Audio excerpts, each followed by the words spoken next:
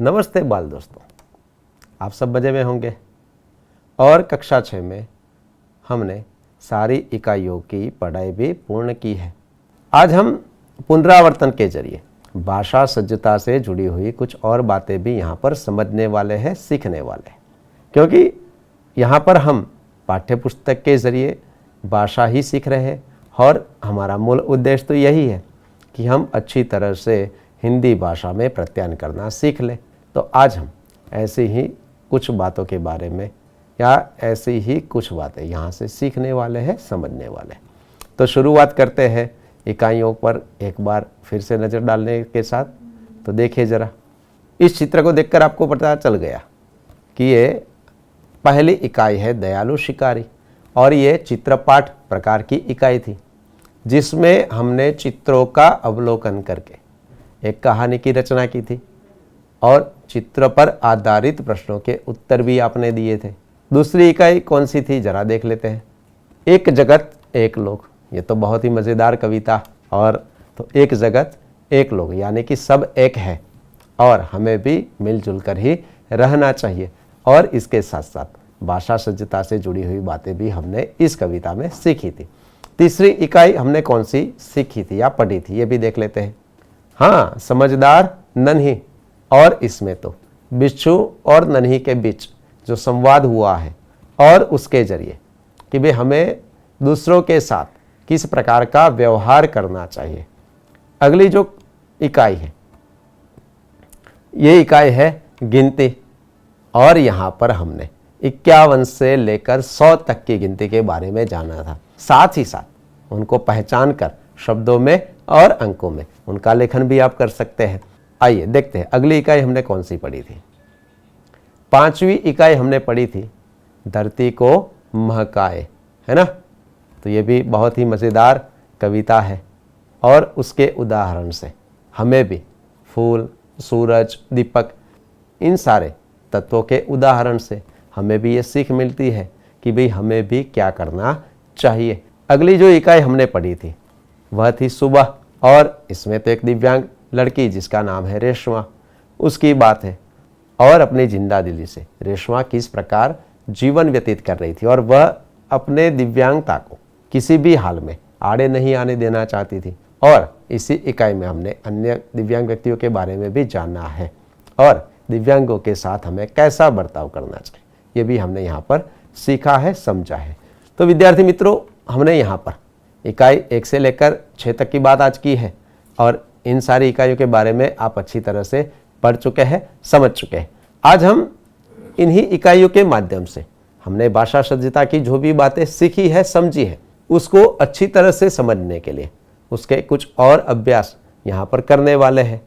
जैसे कि संज्ञा है, सर्वनाम है, विशेषण है, लिंग है, वचन है, उनका परिवर्तन करके वाक्य में प्रयोग करना है, समानार्थी शब्द है, विलोम शब्द है, शब्दकोश का प्रयोग करना है। ऐसी कई सारी बातें जिसका अभ्यास बार बार करने से हम अच्छी तरह से हिंदी भाषा को सीख सकते हैं।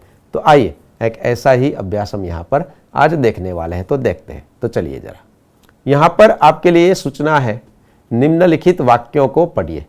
यहाँ पर मैं कुछ वाक्य आपको दिखाने वाला हूँ। रमेश पढ़ रहा है ना। अब दूसरा वाक्य पढ़िए जरा।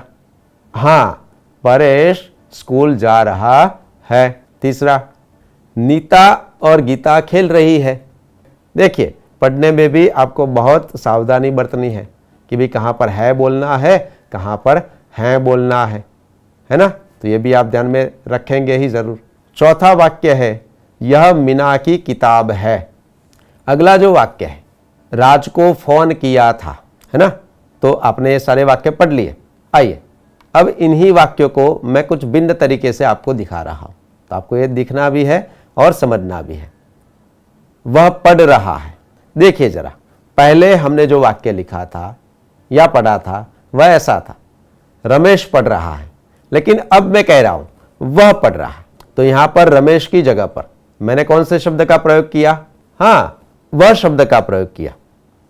और ये जो वह शब्द है उसे हम सर्वनाम कहेंगे, क्योंकि हमने सर्वनाम के बारे में जाना है कि भाई बार बार संज्ञा की पुनरुक्ति को रोकने के लिए हम संज्ञा के स्थान पर सर्वनाम शब्दों का प्रयोग करते हैं। यानी कि मुझे एक बार रमेश कहना है तो मैं कह देता हूं कि भाई रमेश पढ़ रहा है, लेकिन बार बार रमेश खेल रहा है, रमेश खा रहा है, रमेश दौड़ रहा है, उसकी जगह पर रमेश पढ़ रहा है, वह कल स्कूल आया था, वह खेलने जाएगा। इस प्रकार से मैं बात तो किसकी कर रहा हूं, यहां पर रमेश की ही कर रहा हूं, लेकिन नाम की जगह पर मैं यहां पर वह का उपयोग कर रहा हूं। तो ये वह क्या है, सर्वनाम है। आइए दूसरा वाक्य भी इसी प्रकार से देखते हैं। देखिए, परेश स्कूल जा रहा है, लेकिन मैं यहां कह रहा हूं वह स्कूल जा रहा है, यानी कि वह मतलब कौन, तो मैं अभी किसकी बात कर रहा हूं, परेश की बात कर रहा हूं। और परेश क्या है, संज्ञा है, नाम है, और उसकी जगह पर मैंने यहां पर वह का प्रयोग किया है, तो वह अब क्या हो गया, सर्वनाम हो गया, है ना। आइए तीसरा वाक्य देखते हैं। नीता और गीता खेल रही है, इसकी जगह पर मैंने यहां पर जो वाक्य लिखा है आपको वो पढ़ना है। वे खेल रहे हैं, समझिए यहां पर मैंने वह का प्रयोग नहीं किया है। क्यों ऐसा किया होगा, हाँ, क्योंकि यहां पर दो लड़कियों की बात है, यानी कि अगर किसी एक व्यक्ति के बारे में मुझे ये कहना होता तो मैं वह का उपयोग कर सकता था, लेकिन यहां दो लड़कियां यानी कि बहुवचन है, और बहुवचन के लिए यहां पर वह की जगह पर वे का प्रयोग होता है। वे भी मूलतः तो सर्वनाम है, तो वे लड़कियां खेल रही है ऐसा भी मैं कह सकता हूं, वे खेल रहे हैं ऐसा भी यहां पर हम कह सकते हैं। तो यहां दोनों लड़कियों के नाम की जगह पर वे का प्रयोग किया गया है, तो वे क्या है, सर्वनाम है। अगला वाक्य देखते हैं। देखिए, यह मीना की किताब है, तो हमें पता है कि भाई ये किताब किसकी है, तो मीना की है। लेकिन अब अगर हम प्रश्न पूछते हैं कि भाई यह किसकी किताब है, तो मीना के नाम की जगह पर हमने यहाँ पर किसकी शब्द का प्रयोग किया, और ये किसकी जो शब्द है ये भी क्या है, सर्वनाम है। वैसे तो सर्वनाम के भी कई सारे प्रकार हैं जो आप अगली कक्षा में जरूर पढ़ने वाले हैं, लेकिन अभी हम यही समझते हैं कि भाई नाम की जगह पर हमें किस प्रकार से और कौन से सर्वनाम का प्रयोग करना चाहिए। तो यहाँ पर मीना की जगह पर हमने प्रश्न पूछने के लिए, यानी कि किसकी किताब है जानने के लिए इस शब्द का प्रयोग किया है। अगला जो विधान है, राज को फोन किया था, लेकिन मैं यहां पर कह रहा हूं कि मैंने उसे फोन किया था, यानी कि मैं जब राज की बात कर रहा हूं किसी के साथ, तो मैं इस प्रकार से कह सकता हूं कि मैंने उसे फोन किया था। राज यहां पर उपस्थित नहीं है, मैं जिसके साथ बात कर रहा हूं, लेकिन वह किसी अन्य जगह पर है, लेकिन उसके बावजूद मैं उसके लिए उस शब्द का प्रयोग यहां पर कर रहा हूं। तो राज की जगह पर उसे शब्द का यहां पर प्रयोग किया गया है, तो यह भी क्या है, सर्वनाम है।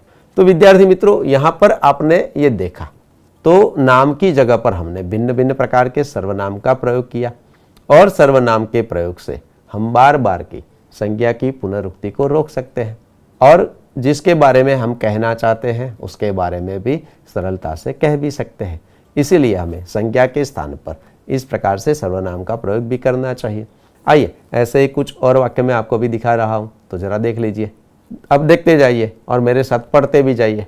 आप कहाँ जा रहे हैं, तो यहाँ कौन सा शब्द सर्वनाम है, जरा बताइए मुझे। हाँ, आपका उत्तर बिल्कुल सही है, यहाँ पर है आप, ये क्या है, सर्वनाम शब्द है। इसी प्रकार से दूसरा वाक्य पढ़िए। चलो हम स्कूल चलें, तो जरा बताइए और सोचिए कि यहाँ पर कौन सा शब्द सर्वनाम है। हाँ, यहाँ पर हम शब्द है वह सर्वनाम है ना। तीसरा वाक्य देखते हैं। चलो हम कबड्डी खेलते हैं। हाँ, यहाँ पर भी हम शब्द ही है जो सर्वनाम के रूप में यहाँ पर उपयोग में लिया गया है। चौथा वाक्य देखते हैं। यहाँ पर तो तुम्हें मेरी कविताएं अच्छी लगी, ऐसा कोई पूछ रहा है कि भाई तुम्हें मेरी कविताएं अच्छी लगी, तो यहाँ पर मेरी यानी कि खुद की जब बात कर रहे हैं तो इस प्रकार से मैं, मेरा, मुझसे, मुझे, इस प्रकार के सर्वनाम शब्दों का भी हम प्रयोग करते हैं। अगला वाक्य देखते हैं। वह अपने आप खड़ा होने लगा है। देखिए, यहाँ पर खुद के लिए ही जब सर्वनाम का प्रयोग होता है तो ये कौन से प्रकार का हो सकता है, तो यहाँ पर तो वह का उपयोग किया गया है उसके लिए, है ना, लेकिन अपने आप भी हम प्रयोग कर सकते हैं स्वयं के लिए। अगला विधान देखते हैं। दाल में कुछ पड़ा हुआ है, तो यह कुछ भी क्या है, सर्वनाम है। ये भी क्या है, अगर हमें पता होता तो हम उसका नाम बताते कि भाई दाल में नींबू पड़ा है, मिर्च पड़ी है, धनिया है, लेकिन पता नहीं है, इसलिए हम ऐसा कहते हैं कि भाई दाल में कुछ पड़ा हुआ है। तो ये कुछ भी क्या है, सर्वनाम शब्द है। तो इस प्रकार से भी हम उसका प्रयोग कर सकते हैं। मैं तो बहुत प्रतिभाशाली हूँ, तो यहाँ पर तो आप तुरंत उत्तर दे सकते हैं, हाँ यहाँ पर मैं खुद की बात है कि भाई मैं तो बहुत प्रतिभाशाली हूँ, तो मैं शब्द सर्वनाम है। उसे तो बस हंसना आता है, किसी और की बात जब कर रहे हैं तो उसके लिए आप कौन से सर्वनाम शब्द का प्रयोग करेंगे, हाँ उसे। आपका उत्तर बिल्कुल सही है कि भाई उसे तो बस हंसना आता है। अगला वाक्य देखते हैं, तुम्हारा नाम क्या है। जब हम किसी से पूछते हैं तो यहाँ पर नाम नहीं है, नाम पूछ रहे हैं, तो यहाँ पर सामने वाले व्यक्ति के लिए हम एक सर्वनाम का प्रयोग कर रहे हैं। और ये सर्वनाम कौन सा है, हाँ तुम्हारा। तुम्हारा नाम क्या है। अगला वाक्य देखते हैं, मुझे पढ़ने बैठना है। किसको पढ़ने बैठना है, मुझे। तो ये मुझे क्या है, सर्वनाम शब्द है। तो विद्यार्थी मित्रों, इन वाक्यों में भी आपने देखा कि खुद के लिए, किसी और के लिए किस प्रकार के सर्वनाम शब्दों का प्रयोग होता है। और आपको ये अभ्यास ज़्यादा से ज़्यादा करना चाहिए ताकि आप भी अच्छी तरह से सही रूप में, यानी कि जब पुल्लिंग शब्द का प्रयोग होता है, जब एक वचन का प्रयोग होता है, जब बहुवचन का प्रयोग होता है, तब हमें किस प्रकार से सर्वनाम का प्रयोग करना चाहिए ये भी समझ में रखना चाहिए। और पूरा वाक्य किस प्रकार से लिखा जाएगा ये भी हमें इसके साथ साथ समझने की आवश्यकता है। आइए इसी प्रकार से और कौन कौन से सर्वनाम शब्द हैं उसकी एक सूची भी देख लेते हैं। जरा देखिए, तो देखते जाइए और पढ़ते जाइए। मैं, हम, मेरा, मुझे, हमारा, मुझसे, मेरे लिए, हमसे, हमारे लिए, ये सारे क्या है, सर्वनाम है। लेकिन मैं, हम यानी कि खुद की बात कर रहे हैं। जब एक से ज़्यादा व्यक्ति है, यानी कि हम 2-3 मित्र यहाँ पर बैठे हैं और हम, हमारा, हमारे लिए, ऐसा भी हम यहाँ पर बोल सकते हैं। अगले जो उदाहरण है सामने वाले के लिए, तो, तुम, तुम्हारा, आप, आपका, आपसे, आपको, तुम्हें, तुम्हारी। ये हमें पता है कि जब उम्र में हमसे कोई बड़ा है तो हमें उनको मान देना ही चाहिए, आप कहकर ही बोलना चाहिए। और हम उम्र है तो हम उसके लिए तू या तुम का प्रयोग भी कर सकते हैं। इसी प्रकार से किसी वस्तु या स्थान के लिए भी हम इस प्रकार के शब्दों का प्रयोग, सर्वनाम शब्दों का प्रयोग कर सकते हैं। यह, वह, वे, उसे, उनका, उनसे, उन्हें, उनका, उनकी। यहाँ पर भी सामने वाले के बारे में भी हम बात कर रहे हैं। जब प्रश्न पूछते हैं या कुछ जानना चाहते हैं तब हम इसी प्रकार के सर्वनाम शब्दों का प्रयोग करते हैं।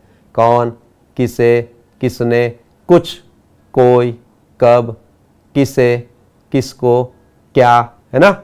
आप जब भी प्रश्न देखते हैं तो इसी प्रकार के सर्वनाम शब्दों से जुड़े हुए होते हैं। और इसके अलावा जब खुद के लिए बात करते हैं तो हम इसी प्रकार के सर्वनाम शब्दों का उपयोग करते हैं।